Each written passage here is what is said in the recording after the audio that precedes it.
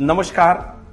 नुकतीच नाशिक सत्र न्यायालयाने जे महाराष्ट्राचे कृषी मंत्री आहे त्यांना 2 वर्षाची शिक्षा सुनावलेली आहे आणि लोकप्रतिनिधी कायदा 1951 च्या सेक्शन 8 नुसार ज्यावर सुप्रीम कोर्टाचा हा जजमेंट होता की 2 वर्ष का 2 पेक्षा जास्त जर एखाद्या लोकप्रतिनिधीला शिक्षा झाली असेल तर त्याचं सदस्यत्व हे रद्द होईल।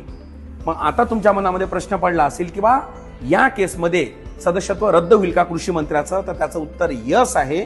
आता प्रक्रिया काय पुढची, तर जे सत्र न्यायालयाचं जे काही ऑर्डर आहे ती महाराष्ट्र सचिवाला प्राप्त झाली पाहिजे, म्हणजे प्राप्त होईल ती प्राप्त झाल्यानंतर विधानसभेचे जे आपले अध्यक्ष आहे राहुल नार्वेकर साहेब हे अपात्रतेसंबंधी काय करतील, अधिसूचना प्रसिद्ध करतील।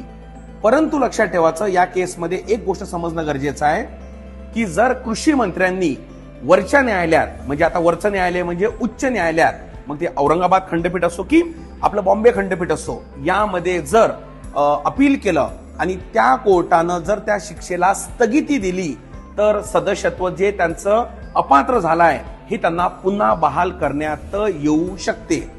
राहुल गांधींच्या केसमध्ये हेच झालं होतं।